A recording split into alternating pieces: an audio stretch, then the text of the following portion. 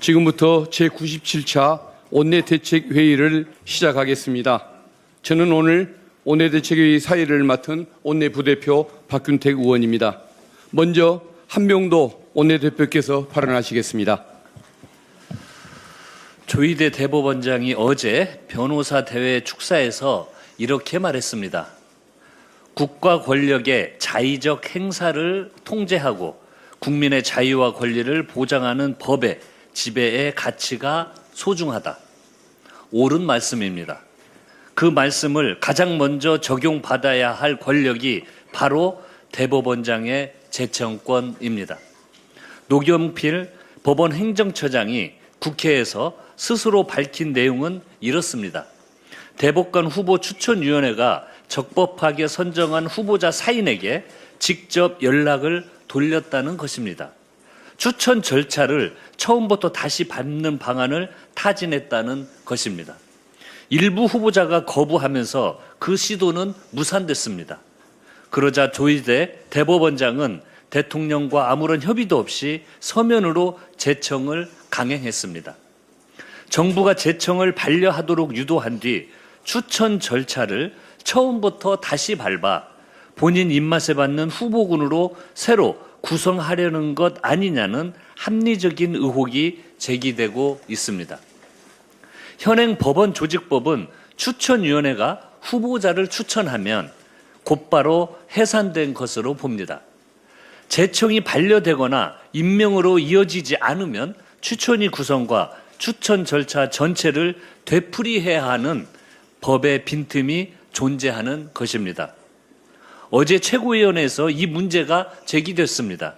민주당은 법의 빈틈을 이용해 대법관 인선을 좌우하려는 어떠한 시도도 인정할 수 없습니다. 조희대 대법원장과 노경필 법원 행정처장은 오는 31일 법제사법위원회의 현안 질의에 출석하십시오. 누가 왜 후보자들에게 전화를 걸었는지, 무슨 이유로 협의 없는 제청을 강행했는지 국민 앞에서 직접 답하기 바랍니다. 경찰은 뼈를 깎는 쇄신으로 국민의 신뢰를 회복해야 합니다.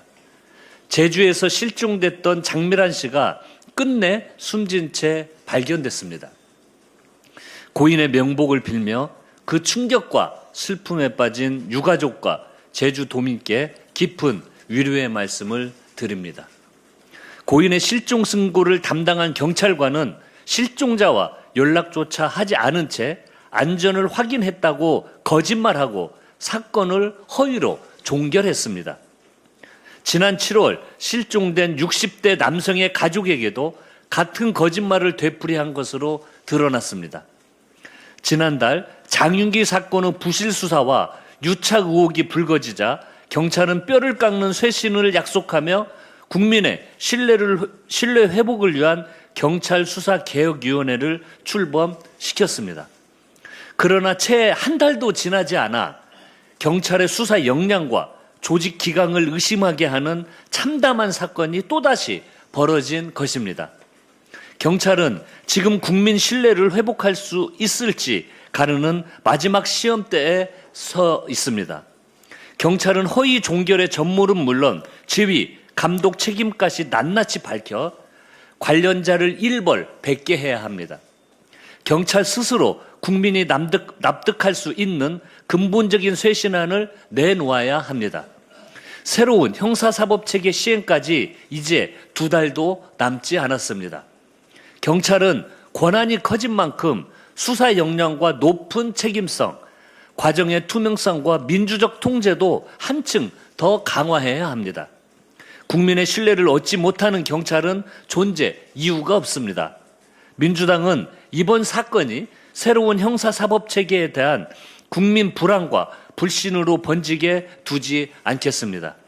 경찰의 잘못은 냉정하게 밝히고 책임은 엄중하게 묻겠습니다. 어제 행안위에서 경찰청장 직무대행은 시스템 실패를 인정했습니다. 인정으로 끝날 일이 아닙니다. 더불어민주당은 경찰 조직에 대한 전면적 쇄신 방안을 마련하고 국민이 신뢰할 수 있는 수사 체계를 만드는데 끝까지 책임을 다하겠습니다. 국민의힘은 이진숙 의원의 제명 촉구 결의안 처리에 협조해야 할 것입니다. 5.18 민주화 운동을 소요 사태라고 폄훼하고 전두환의 책임을 부정하는 포럼을 강행한 이진숙 의원이 또다시 망언을 쏟아냈습니다. 이진숙 의원은 지난 21일 국민의힘 청년 지방 의원들에게 대한민국이 70% 인민민주주의 공화국이 됐다며 이재명 대통령 치하에 사는 것이 치욕스럽고 수치스럽다고 말했습니다. 5.18을 모욕한 지 불과 8해 만에 국민이 선출한 대통령과 대한민국까지 부정하고 나선 것입니다. 그런 이진숙 의원이 김민석 대표를 모욕죄로 고소했습니다. 사과해야 될 사람이 도리어 고소장을 내밀고 있으니 적반하장도 유분수입니다. 자신이 받은 모욕감은 그토록 크게 느끼면서 자신이 짓밟은 5.18 영령의 명예와 광주 시민과 국민이 받은 모욕에는 어째서 일말의 죄책감도 없는 것입니까? 국민의힘은 끝까지 이진숙 의원의 방패막이를 자청할 것인지 분명히 결정해야 합니다. 국민의힘은 이진숙 의원 제명 촉구 결의안에 협조하십시오. 오늘까지도 협의를 거부하면 국회법이 정한 절차에 따라 상정하겠습니다. 국민의힘이 아무리 꽁꽁 감싸봐야 이진숙 의원의 망언과 그 책임은 가려지지 않습니다. 민주당은 끝까지 나서 국민과 역사 앞에 이진숙 의원과 이를 비유한 국민의힘의 책임을 묻겠습니다. 다음은 권칠성 정책위 의장의 발언이 있겠습니다. 네, 민심에 더 가깝게 공급은 더 빠르게 부동산 대책을 추진하겠습니다. 지난 23일 고위당정협의회에서 부득이한 사정으로 거주하지 못하는 분들이 불이익을 받지 않도록 하고 1주택자의 세부담이 커지지 않도록 합리적인 방안을 마련하기로 당정이 뜻을 모았습니다. 국민 눈높이에 맞는 부동산 정책이 될 수 있도록 정부와 함께 보완하고 민주당이 민심의 통로가 되어 국민의 목소리가 정책에 반영될 수 있도록 끝까지 만전을 기하겠습니다. 부동산 공급에도 속도를 높이겠습니다. 지난주 주택법, 공공주택특별법 등 97 공급법안 처리에 이어 재개발, 재건축 사업의 속도를 높이기 위한 도시 및 주거환경 정비법, 도시 재정비 촉진 특별법 등의 처리에도 박차를 가하겠습니다. 서울의 500세대 이하 사업의 경우 기초단체장에게 재개발, 재건축 권한을 이양할 수 있도록 하는 제도 개선을 비롯해 이주비 대출 지원 확대, 재개발 조합 설립 동의율 70%로 완화 등 8.13 대책 추진에도 속도를 내겠습니다. 아울러 부동산 대책으로 인한 전월세 시장의 영향까지 빈틈없이 챙겨가겠습니다. 국민이 확실히 체감하는 주거 안정을 위해 정부와 함께 총력을 다하겠습니다. 3대 메가 프로젝트는 반도체 글로벌 경쟁에서 대한민국의 초격차를 굳히기 위한 전략 산업으로 정부 여당은 차질 없는 준비에 총력을 다하고 있습니다. 특히 늘어나는 전력 수요에 대한 준비를 철저히 하고 있습니다. 3대 메가 프로젝트 수요를 반영해 재전망한 결과 2040년 기준 전력 소비량은 847.3에서 885.1 테라와트시로 잠정 예상됩니다. 정부는 이 같은 전력 수요 전망에 선제적으로 대응하며 재생에너지, 원전, LNG 등 안정적인 전력 공급을 위한 제12차 전력 수급 기본 계획을 수립 중에 있습니다. 또한 지난 12일 정부와 전남 광주특별시, 한국전력공사, 삼성전자와 SK하이닉스는 반도체 산단 전력의 적기 공급을 위한 협약을 체결하며 한전이 책임지고 호남과 용인 산단에 전력을 공급할 수 있게 했습니다. 민주당은 지난 본회의에서 국가기관 전력망 확충 특별법을 통과시키며 전력망을 속도감 있게 확충할 수 있는 법적 근거도 마련했습니다. 정부와 함께 3대 메가 프로젝트가 성공적으로 안착할 수 있도록 에너지 믹스, 전력망 확충, 제12차 전력 수급 기본 계획 등 전반의 상황을 지속적으로 점검해 나가겠습니다. 디지털 성범죄를 뿌리 뽑기 위한 정부의 대응이 한층 강화됩니다. 지난 20일 정부는 불법 사이트 통합 대응 방안을 발표하고 피해 영상 삭제 중심이었던 대응을 넘어 불법 사이트 자체를 무력화하는 근본적 대응에 나서기로 했습니다. 삭제해도 다시 게시되고 사이트를 차단해도 도메인을 바꿔 다시 운영되는 구조 속에서는 피해자의 고통을 끝낼 수 없습니다. 정부는 불법 사이트 개설 자체에 대한 처벌 강화, 광고와 괴짜를 통한 수익 차단, 신속한 사이트 차단과 수사 강화에 나설 예정입니다. 민주당은 필요한 후속 입법을 신속하게 뒷받침하고 현장에서 실질적인 효과를 만들 수 있도록 적극 뒷받침하겠습니다. 첫째도 둘째도 셋째도 피해자 보호입니다. 피해자가 자신의 피해 영상이 어디에서 얼마나 유포되고 있는지 스스로 찾아다니고 삭제를 요청하는 일은 이제 끝내야 합니다. 가해자는 확실하게 처벌하고 유통망은 철저히 차단하며 피해자는 끝까지 보호받는 체계를 만들어 가겠습니다.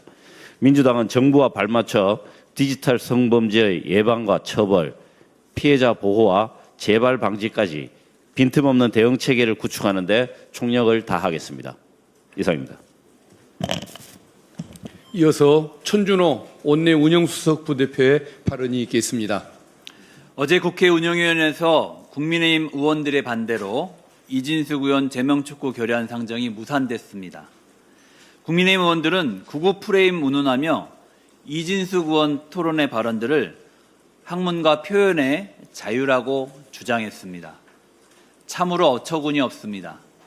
5.18을 소요 사태로 규정하고 광주를 고립시키고 분열시켜야 한다고 하고 전두환은 살인마가 아니다라는 망언이 쏟아진 자리를 국회에서 마련한 것이 학문과 표현의 자유입니까? 전두환 신군부의 국가폭력으로 희생된 광주 시민과 5.18 영령의 명예를 짓밟는 것까지 학문과 표현의 자유입니까? 확정된 역사적 사실을 부정하는 것은 학문이 아닙니다. 국가폭력에 의한 민간인 학살을 부인하는 것 역시 표현의 자유가 아닙니다. 5.18 민주화운동 등에 관한 특별법 제8조는 5.18에 대한 허위사실 유포를 금지하고 그 적용 대상에는 토론회와 같은 공개적인 발언도 포함하고 있습니다.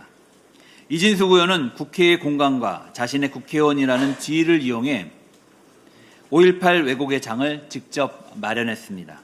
국민의힘 지도부의 취소 의혹까지 거부하고 강행한 만큼 그 결과에 대한 정치적 책임을 피할 수 없습니다. 그런데 이진숙 의원은 책임을 인정하기는커녕 이를 비판한 우리 당 김민석 대표를 모욕 혐의로 고소했습니다. 기가 막힐 일입니다. 사죄 대신 돌아온 것이 고소장입니다.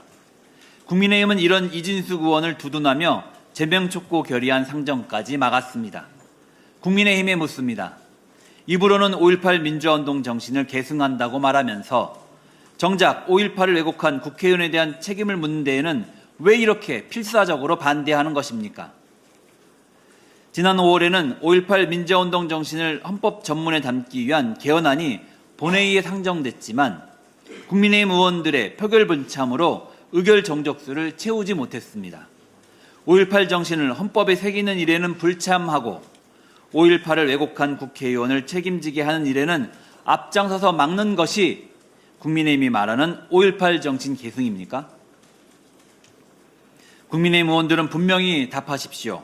5.18을 왜곡한 이진숙 의원을 지킬 것입니까? 아니면 5.18 영령과 광주 시민의 명예를 지킬 것입니까? 국민이 지켜보고 있습니다. 국민의힘은 이진숙 의원 감싸기를 즉각 중단하고 제명촉구 결의안 상정에 협조하십시오. 더불어민주당은 제명으로 그 책임을 묻겠습니다. 종합특검의 수사가 마무리됐습니다. 특검은 180일 수사 끝에 152건의 사건을 접수해 126건을 처리했고 윤석열과 김건희를 비롯해 58명을 재판에 넘겼습니다. 기소된 인물들 면면을 보면 대통령실과 군, 검찰, 국정원, 감사원 등 윤석열 정부의 핵심 권력기관이 전부 포함됐다 해도 과언이 아닐 것입니다. 국민의힘 현역 의원 5명도 기소됐습니다. 나경원, 김기현, 윤상현, 권영진 의원은 윤석열 체포영장 집행을 방해한 혐의로, 윤한홍 의원은 대통령 관저 이전 의혹과 관련해 재판에 넘겨졌습니다. 이번 특검의 성과는 특검 스스로가 밝혔듯 12.3 내란을 대통령 개인의 일탈로 축소하지 않고 국가기관과 권력기관의 역할 및 책임까지 들여다본 것입니다. 기존 수사에서 충분히 다루어지지 않았던 권력기관의 문제를 집중해 종전의 수사와 기소가 안 됐던 다양한 기관에 대한 포괄적인 수사와 기소가 이루어진 것입니다. 그러나 과제도 남겼습니다. 46건 150명에 대해서는 결론을 내리지 못하고 국가수사본부에 이첩했습니다. 수원지검 수사 개입 의혹, 서울 양평 고속도로 종점 변경 의혹, 정치인 납치 살해 계획이 적힌 노상원 수첩까지 한 점 의혹 없이 낱낱이 밝혀야 할 것입니다. 국민의힘은 특검 수사의 성과를 두고 정치 보복이라고 주장하고 있습니다. 이재명 정부에 사과하라며 반발하고 있습니다. 적반하장입니다. 국민의힘이 지금 해야 할 일은 내란 수사 흔들기가 아니라 국민 앞에 섰고 대제하며 반성해야 할 일입니다. 특검은 수사를 통해 드러난 내란 가담 세력이 전체의 극히 일부에 불과하며 내란 세력은 의지를 보존하고 있어 다음에 기회가 있으면 내란을 일으킬 수 있고 성공 가능성도 있다고 생각한다는 취지의 경고를 남겼습니다. 우리가 12.3 내란의 진상을 끝까지 밝혀 책임을 철저히 묻고 반드시 단죄해야 하는 이유입니다. 더불어민주당은 12.3 내란에 대한 철저한 단죄를 통해 대한민국이 다시는 누구도 헌법 위에 설 수 없는 나라, 국민의 삶을 지키는 진짜 대한민국으로 나아가도록 하겠습니다. 다음은 김한규 원내 정책수석 부대표의 발언이 있겠습니다. 68년 만에 민법 전면 개정, 민주당이 마무리하겠습니다. 형법, 상법 등 수많은 법률 중에 국민들의 삶에 가장 영향을 미치는 기본 법률은 민법이고 민법 자체가 민생입니다. 아침에 버스나 지하철로 출근을 하고 식당에서 점심 식사를 하고 편의점에서 물건을 사는 일상은 물론 집을 사거나 임차하는 일, 결혼하고 부모의 재산을 상속하는 모든 일들이 다 민법의 적용을 받습니다.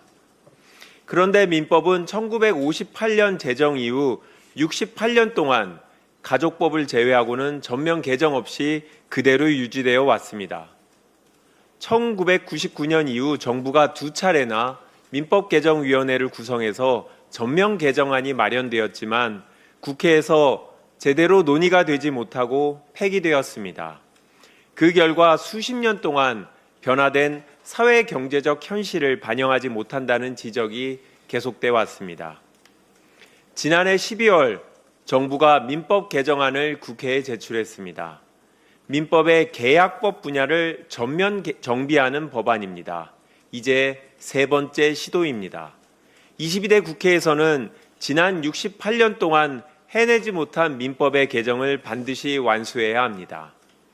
부끄럽지만 우리 민법은 일본의 법률을 토대로 제정되었고 여전히 국민들이 이해하기 어려운 일본식 법률 용어가 많이 남아 있습니다.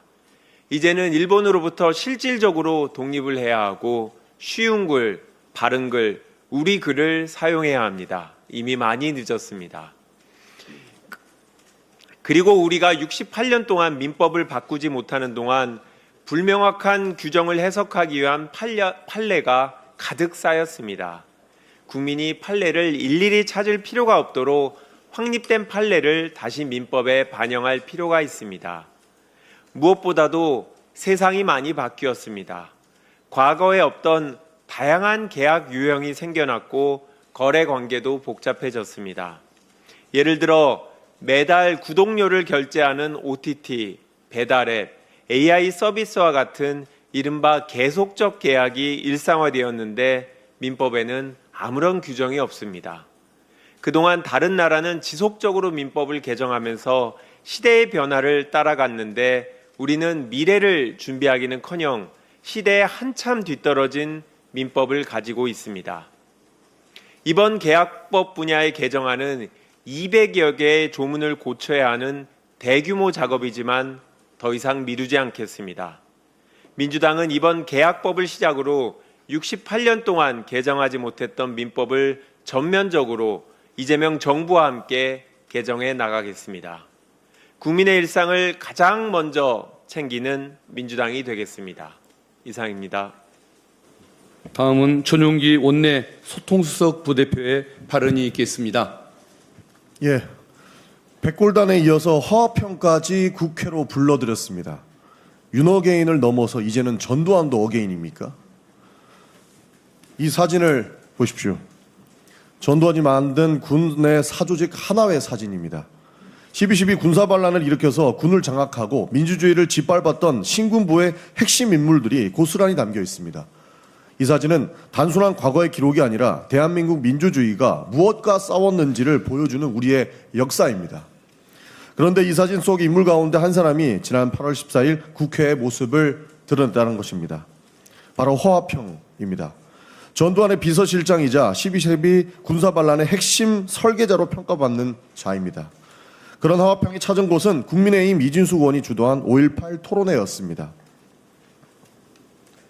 이렇게 등장했습니다. 국민의힘은 말합니다. 학술 행사를 막을 수는 없다. 표현의 자유가 보장돼야 된다. 5.18 피해 유가족과 국민이 문제 제기하는 것은 학술 행사를 막자는 것도 그 누구의 입을 막자는 것도 아닙니다. 정말 순수한 학술 행사였다면 오히려 그 취지와 의미가 훼손되지 않도록 주최 측이 더 엄격하게 관리했었어야 됩니다.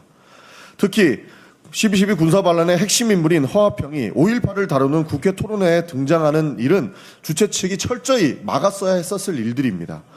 그런데 허화평이 등장했는데 이진숙 의원은 사과도 하지 않았고 국민의힘은 책임을 묻기는커녕 불과 사흘 뒤에 이진숙 의원을 징계하지 않기로 했다고 합니다.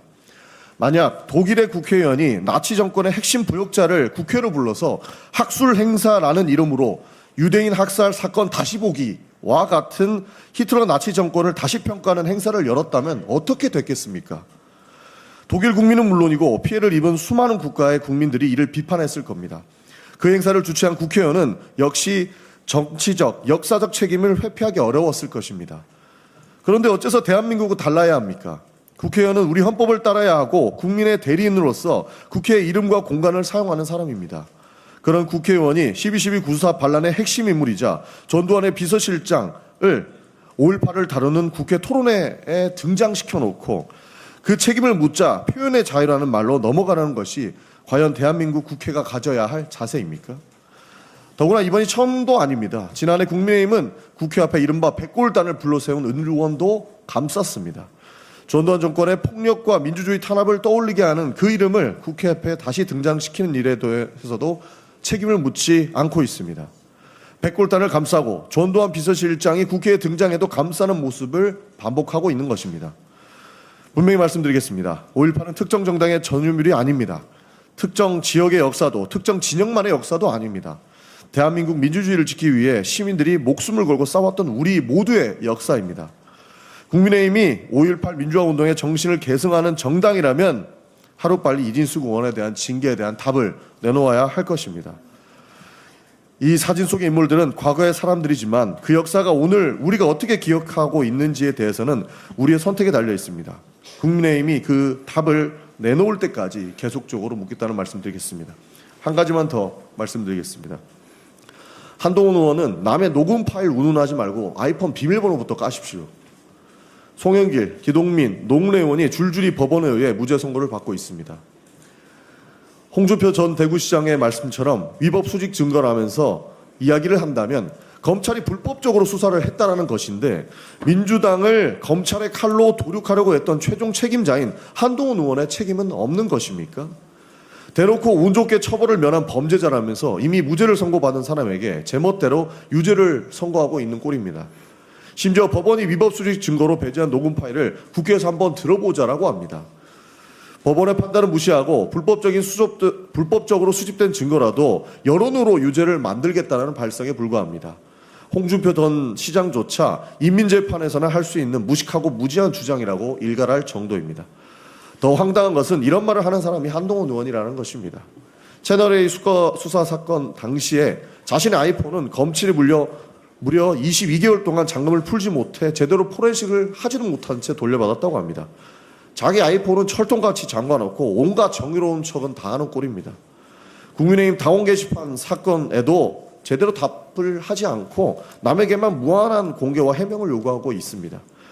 아이폰 비밀번호 뒤에 숨어있고 가족 명의 논란 뒤에 숨었던 사람이 이제 정의의 사도라도 된 양 다른 사람들을 훈계하고 있는 꼴이라는 겁니다. 참으로 치졸한 선택적 정의입니다. 한동훈 의원은 남의 사건에 훈수 둘 때가 아닙니다. 정치검찰의 앞잡이였던 본인이 먼저 사과하고 사죄의 마음을 가져야 할 때입니다.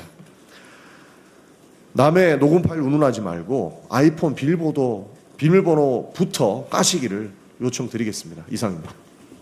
다음은 김윤 원내 부대표의 발언이 있겠습니다. 5.18은 열흘간의 소요 사태였다. 국민의힘 이진숙 의원 주최 토론회 발표자의 발언입니다. 이 한 문장이 무엇을 지웠는지 말씀드리겠습니다. 1997년 대법원 전원 합의체는 신군부가 권력을 장악하기 위해 군대를 동원해 광주 시민을 학살한 것을 내란 목적 살인죄로 단죄했습니다. 전두환에게는 무기징역, 노태우에게 징역 17년을 선고했습니다. 이를 소요라고 부르는 것은 이 판결 자체를 부정하는 것입니다. 이진숙 의원 5.18 토론회에 여러 역사 왜곡 발언은 옆에 판례를 참고해 주십시오. 그런데 어제 국회 운영위원회 전체회의에서 국민의힘 의원들은 이 발언을 두고 학술적 토론, 표현의 자유라고 두둔하고 나섰습니다. 민주당이 발의한 이진숙 의원 제명 촉구 결의안을 막기 위해 동원한 궤변이었습니다. 만약 궤변이 아니었다면 헌법 전문에 5.18 정신을 명시하자는 국민의힘의 기본 입장은 국민을 기만하는 거짓말이었습니까? 국가 차원에서 이미 진상이 규명된 역사적 사실, 내란 목적 살인이라는 대법원의 판결을 부정하는 발언은 학술적 토론도 아니고 표현의 자유도 아닙니다. 이는 자유의 이름을 빌려 5.18의 진실을 훼손하고 광주 시민과 유가족의 존엄을 짓밟는 역사 왜곡이자 혐오 정치입니다. 같은 자리에서 한 의원은 이진숙 의원이 직접 한 발언이 아니니 제명의 근거가 될 수 없다고 주장했습니다. 맞습니다. 이진숙 의원은 이 발언을 직접 하지 않았습니다. 그러나 국회라는 공적 공간을 빌려주고 발제자와 발언 내용을 사전에 조율하며 토론회를 기획했습니다. 어떤 주장이 나올지 몰랐다고 보기 어렵습니다. 토론회 이후 기자들이 전두환의 내란 목적 살인죄가 확정됐는데 무엇을 재조명해야 하느냐라고 물었을 때 이진숙 의원은 답변을 회피했습니다. 역사를 왜곡하는 판은 깔아주고 정작 그 책임은 제 발언이 아니다라며 회피하는 것은 교활한 책임 회피입니다. 더불어민주당은 이미 소속 의원 전원 명의로 이진숙 의원 제명 촉구 결의안을 제출했습니다. 이는 정치 공방이 아니라 민주주의의 최소선을 지키기 위한 국회의 책무입니다. 국회는 윤리특위를 조속히 구성하고 이진숙 의원에 대한 제명 절차를 지체 없이 개시해야 합니다. 국민의힘은 더 이상 표현의 자유의 뒤에 숨지 마십시오. 이진숙 의원의 교활한 책임 회피 정치를 감싸는 일도 그만두십시오. 5.18은 결코 왜곡될 수 없습니다. 더불어민주당은 민주주의를 부정하고 역사를 훼손하는 모든 시도에 단호히 맞서겠습니다. 마지막으로 제가 말씀드리겠습니다. 독립몰수제를 도입하는 범죄수익은닉규제법 개정안이 국회 본회의를 통과하였고 머지않아 공포될 예정입니다. 기존의 몰수제도는 범인의 기소 및 유죄 판결을 전제로 하고 있었습니다. 그렇기에 범인이 사망하거나 국회로 도피한 경우 소재가 불명한 경우처럼 공소를 제기하기가 어려운 경우에는 범죄 수익 환수도 불가능했습니다. 대표적 사례로 헌정 질서를 파괴한 전두환 노태우의 비자금 환수 문제, 그리고 범인이 해외에 있는 보이스피싱이나 불법 인터넷 도박, 마약 범죄 등이 있습니다. 하지만 이번 개정안을 통해 헌정 질서 파괴범들과 민생을 병들게 하는 악성 범죄자들에 대하여 공소 제기가 어려운 경우에도 법원에 몰수 추징 명령을 청구할 수 있게 되었습니다. 앞서 작년 11월에 국회 본회의를 통과한 부패재산 몰수법 개정안과 연계되는 법안이기에 보이스피싱 피해자들의 피해 회복에도 한층 가속도가 붙을 것으로 기대됩니다. 담당 부처인 법무부는 범죄 수익 환수와 피해자 환부가 제대로 이어질 수 있도록 관련 시스템을 잘 구축해 주기 바랍니다.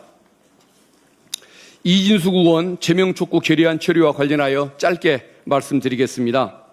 국힘이 암세포도 내 몸이라고 감싸고 논다면 결말은 뻔할 것입니다. 국회 제2의 공당이 맞다고 한다면 최소한의 자정 능력을 갖추고 있다는 점을 국민 앞에 증명해 주시기 바랍니다. 오늘 재차 예정된 국회 운영위원회에서는 이진숙 제명 촉구 결의안이 반드시 통과될 수 있도록 협조해 주시기 바랍니다. 이상으로 우리 정책위 수석 부대표님 두 분 말씀 있겠습니다. 네, 저는 야당 때 정책위 수석부의장을 했는데요. 이제 여당 때 다시 정책위 수석부의장, 경제부문 수석부의장을 맡게 됐습니다. 그래서 간단하게 제 심정을 한 말씀 드리고 싶습니다. 올해가 백범 김구 선생님 탄생하신 지 150주년 되는 해이고 유네스코가 정한 백범의 해입니다. 백범은 이렇게 말했습니다. 경제력은 우리 생활을 충분히 풍족히 할 만하면 되고 군사력은 남의 침략을 받지 않을 수 있을 정도면 되는데 오직 원하는 것은 한없이 높은 문화의 힘이다라고 했습니다. 우리 김구 할아버지께서 지금 저희들에게 경제력은 어떤지, 군사력은 어떤지, 문화의 힘은 어떤지를 다 묻는다면 본인이 예상했던 것보다 지금이 훨씬 더 나을 겁니다.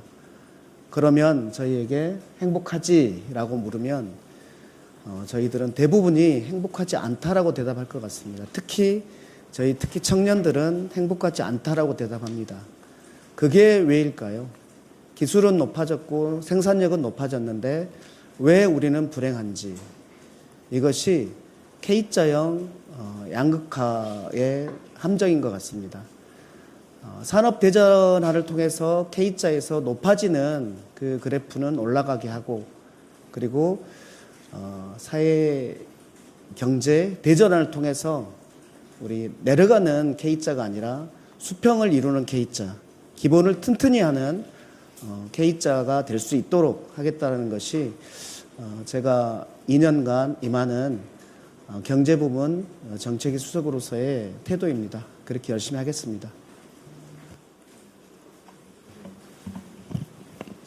네, 저는 당 정책위 사회정책수석을 맡은 춘천, 철원, 화천, 양구갑 출신 허영 국회의원입니다. 제가 원내 정책수석도 했기 때문에 하여튼 한병도 대표님과 권칠승 의장님과 함께 원내와 당 정책의 원활한 소통과 강한 소통을 통해서 여하튼 이재명 정부 성공과 그리고 우리 국민들의 삶을 꼼꼼히 챙기는 그러한 활동을 잘 해 나가도록 하겠습니다. 감사합니다. 이상으로 8월 25일 제97차 원내대책회의를 마치겠습니다.